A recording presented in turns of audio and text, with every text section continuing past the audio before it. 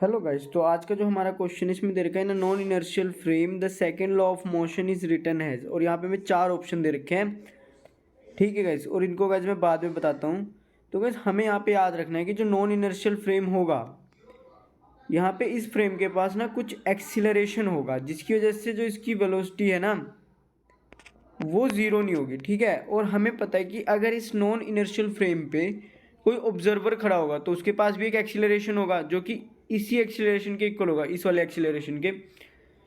ठीक है, अब हम ये जान चुके हैं। तो गाइज अब इस क्वेश्चन को ना समझने के लिए हम यहाँ पे एक एग्जाम्पल लेंगे, और यहाँ पे हम एक एग्जाम्पल लेंगे कार का। कंसिडर कर लीजिए कि एक कार है, इसमें हमारा एक ऑब्जेक्ट रखा हुआ है जिसका मास m है, और ये हमारा एक ऑब्जर्वर है। ठीक है गाइज, और जो कार है वो a एक्सीलरेशन से मूव कर रही है फॉरवर्ड डायरेक्शन में। अब गाइज आपको एक चीज़ और ध्यान रखनी है कि इस ऑब्जेक्ट पे ना एक एडिशनल फोर्स लग रही है जिसको मैंने t कंसिडर किया है। ठीक है, और आपको पता है कि जो ये एडिशनल फोर्स t है, ये इस ऑब्जेक्ट को ना, जिसका मास m है, इसको एक एक्सीलरेशन प्रोवाइड करेगी।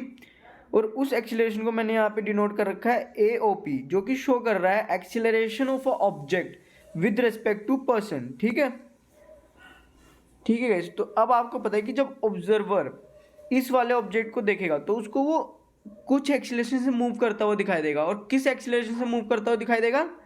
इस वाले एक्सीलरेशन से, AOP से। ठीक है गाइस, अब गाइस आपको पता है कि ऑब्जर्वर भी नॉन इनर्शियल फ्रेम में, क्योंकि आपको पता है कि हमारी जो कार है वो A एक्सीलरेशन से मूव कर रही है, जिसकी वजह से ऑब्जर्वर के पास भी A एक्सीलरेशन है।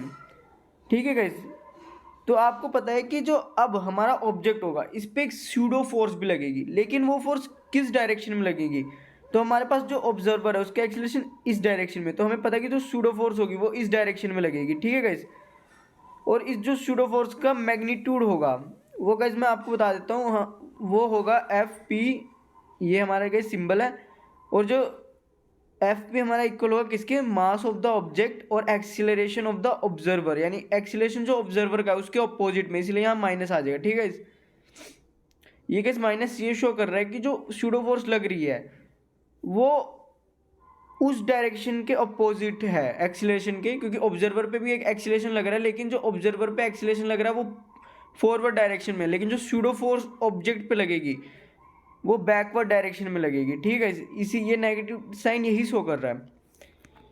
तो गाइस अब आपको पता लग गया कि इस ऑब्जेक्ट पे एक स्यूडो फोर्स भी लगेगी, जिसको हमने यहाँ पे सिंबल यूज करें जिसके लिए FP। ठीक है, तो गाइस अब आप इस पूरे ऑब्जेक्ट को देख के बता सकते हैं कि इस ऑब्जेक्ट पे नेट फोर्स कितनी लग रही होगी।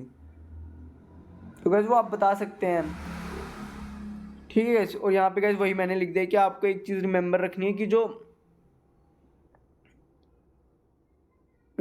ऑब्जेक्ट है ना उस पर एक नेट एक्सीलरेशन भी है, क्योंकि जो हमारा, सॉरी गाइस, ऑब्जर्वर नहीं गाइस, जो हमारा ऑब्जेक्ट है ना उस पर एक नेट एक्सीलरेशन भी है जो कि कार के एक्सीलरेशन से अलग है, क्योंकि हमारा जो ऑब्जर्वर है और ऑब्जेक्ट है वो एक ही फ्रेम में प्रेजेंट है। ठीक है गाइस, तो आपको पता है कि जो हमारा ऑब्जेक्ट था उस पर हमने कंसिडर किया था कि एक एडिशनल फोर्स लग रही है जो कि T है, और यही T इस ऑब्जेक्ट को एक नेट एक्सीलरेशन प्रोवाइड कर रही होगी, जिसकी वजह से जो ऑब्जर्वर होगा ना कार में, उसको लगेगा कि ऑब्जेक्ट आगे की तरफ मूव कर रहा है कुछ एक्सीलरेशन से, और यही हमारा नेट एक्सीलरेशन है। अगर गाइस ये T फोर्स नहीं लग रही होती, ये आपने सोचना है, तो क्या होता कि जो ऑब्जर्वर जब ऑब्जेक्ट को देखता तो उसे क्या दिखता है कि जो ऑब्जेक्ट का एक्सीलरेशन है वो जीरो है, उसको वो ऑब्जेक्ट हिलता हुआ ही नहीं दिखता। लेकिन अब ये जो एडिशनल T फोर्स लग रही है इसकी वजह से जो ऑब्जेक्ट है वो हिलता हुआ भी दिखाई देगा और कुछ एक्सीलरेशन से मूव कर रहा होगा।